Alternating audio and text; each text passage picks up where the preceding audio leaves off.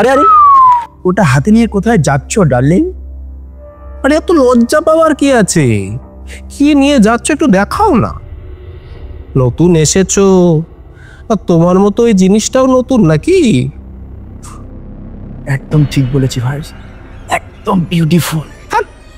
শুধু বিউটিফুল বল, বিউটিফুল রোজ মানে সুন্দর গোলাপ। তা ডার্লিং, তোমার এই গোলাপের পাপড়ি ছেঁড়ার জন্য কেউ আছে নাকি? যদি বলো তো আমি ফাঁকা আছি, আমি রাজি। আর ওর ছেঁড়ার পরেও যদি পাপড়ি বেঁচে থাকে তাহলে আমি আছি। কই কই দেখি কি এটা? ওহো, এটা তো প্যাড। তা ডার্লিং, এই প্যাডটা কিভাবে লাগাতে হয়? যদি বলো তো আমি লাগিয়ে দিই। আপনাদের লজ্জা করে না? আমি তো ভেবেছিলাম গ্রামের ছেলেরা খুব ভদ্র হয়, কিন্তু আজ আপনাদের দেখে সেই ভদ্রতা জেনে গেলাম। একা একটা এই রাস্তার মধ্যে একা মেয়েকে পেয়ে এরকমই করছেন? আপনাদের বাড়িতে মা বোন নেই? মা বোন তো আছে, কিন্তু বউ নেই। তুমি আমার বউ হবে?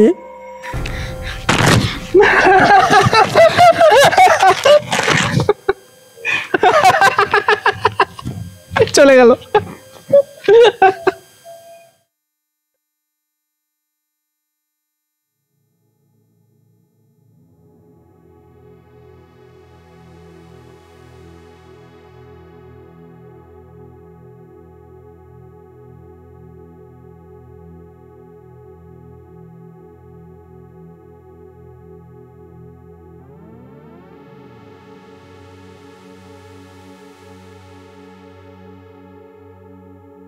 এই তুই এভাবে বসে এরকম করছিস কেন? আর তাছাড়া মা কোথায় গেছে রে? মা দিদি বাড়ি গেছে। বলছি দাদা, আমার না ওইটা হয়েছে। ওইটা বলতে কি হয়েছে? আরে মেয়েদের যেটা হয় আর কি, শরীর খারাপ। মা তো বাড়িতে নেই, তুই এক কাজ কর না, প্রদীপদার দোকান থেকে আমাকে এক প্যাকেট প্যাড এনে দে না। তোর কি মাথা ফাথা খারাপ হয়ে গেছে নাকি? লজ্জা বলতে কিছু নেই? তুই দাদাকে এসব বলে ওসব আনতে বলছিস? তুই রাগ করছিস কেন? আর এতে লজ্জা পাওয়ারই বা কি আছে? তাছাড়া মা থাকলে তো মাই এনে দিত। আর এই অবস্থায় আমি বা কি করে যাই বল? আর ওটা না হলে তো তুই বুঝতেই পারছিস। প্লিজ দাদা, আমার খুব কষ্ট হচ্ছে, একটু এনে দে না। আচ্ছা ঠিক আছে, যে কি বলবো বল, আমি এনে দিচ্ছি। তুই শুধু প্রদীপ দেখে গিয়ে বল যে আমার শরীর খারাপ হয়েছে, এক প্যাকেট প্যাড দিতে, দেখবি দিয়ে দেব। আচ্ছা যাচ্ছি আমি।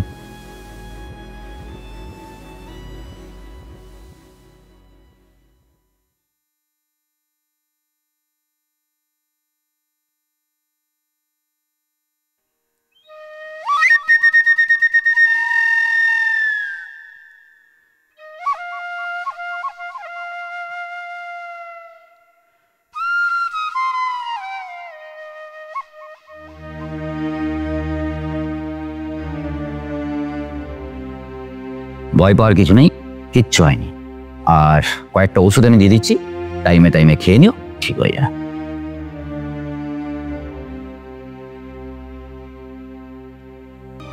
প্রদীপদা, অয়ন, কিছু কি বলবি? বাড়িতে কারো কিছু হলো নাকি? না না, তেমন কিছু না, কারো কিছু হয় না। আসলে তোমার সাথে একটা কথা ছিল, একটু উঠে আসবে? হ্যাঁ বল। হ্যাঁ, তা এই কথাটা কানে কানে বলার কি আছে? হ্যাঁ, তোর বাবা মা বাড়িতে নেই, একমাত্র বোনের শরীর খারাপ, তো এটা তো তোকেই নিয়ে যেতে হবে। না আসলে আমি কোনোদিন কিনে নিতে এইসব, আর তাছাড়া এইসব সকলের সামনে বলাটাও কি ঠিক? দেখ অয়ন, এই যে সকলে বলে গ্রাম অনেক পিছিয়ে, কেন বলে জানিস? এই সব কারণে। তাছাড়া এটা তো কোনো খারাপ জিনিস নয়। মেয়েদের এই সময়ে এই জিনিসটা ব্যবহার করতেই হয়, আর ব্যবহার না করলে কি হয়, অনেক রোগ ছড়াবে। সেজন্য মেয়েদের এই জিনিসটা হবার সময় এই জিনিসটা ব্যবহার করতেই হবে। তুমি ঠিকই বলেছো দাদা, আসলে কে কি বলবে কে কি ভাববে এটা ভেবেই আর কি, বুঝতেই তো পারছো বলো। দাঁড়া, এটা এ কি, একটা কাগজে অন্তত মুড়ে দাও। দেখ, পলি দেওয়া তো এখন নিষেধ, আর কাগজটাও আজ আমার কাছে শেষ হয়ে গেছে। আচ্ছা, আরে তুই নিয়ে যা না, তাছাড়া তুই তো খারাপ জিনিস নিয়ে যাচ্ছিস না। একটা কথা মনে রাখিস, এই জিনিসটা কিন্তু প্রত্যেক মেয়ের লাগে, আর প্রত্যেক মেয়ের লাগে মানেই প্রত্যেকটা ছেলেকেই একদিন না একদিন এটা নিয়ে যেতে হয়। আচ্ছা ঠিক আছে, আমি তাহলে এখন আসি। আয়। আসছি, হ্যাঁ।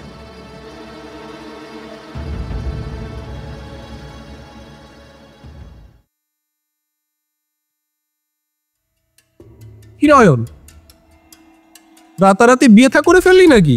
প্যাড নিয়ে ঘুরছিস নাকি? কালে নতুন লাভার ফেলি? হ্যাঁ, দেখ ভাই, কাল আমরা ওই মেয়েটার সঙ্গে যে ব্যবহারটা করেছি একদমই ভুল করেছি, আর আজ আমি সকালে প্রদীপদার কাছে এই প্যাডটা কিনতে গিয়েই বুঝতে পেরেছি।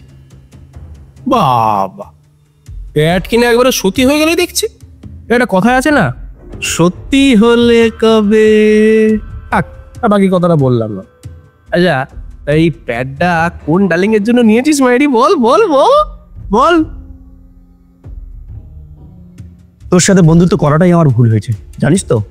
আর তাছাড়া তুই জানিস না যে আমার বাড়িতে একটা বোন আছে, আর এই যে শরীর খারাপটা শুধুমাত্র লাভার, ডার্লিং আর প্রেমিকারই হবে তার তো কোনো মানে নেই, বাড়ির মায়ের বোনেদেরও হয়, ঠিক আছে। আর তাই আজ আমি সকালে এইটা আনতে গিয়েছিলাম আমার বোনের জন্য, ঠিক আছে। আর তোর বাড়িতেও তো তোর বোন আছে, কোনোদিন যদি তোকে এই পরিস্থিতির সম্মুখীন হতে হয় তখন তুই কি করবি বল? আমায় ক্ষমা করে দে বন্ধু, আমায় ক্ষমা করে দে।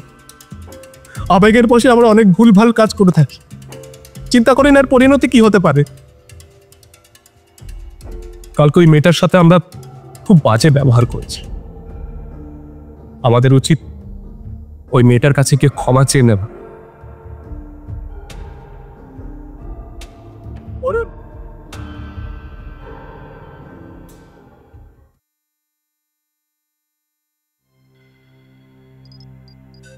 এই নে বোন তোর প্যাড।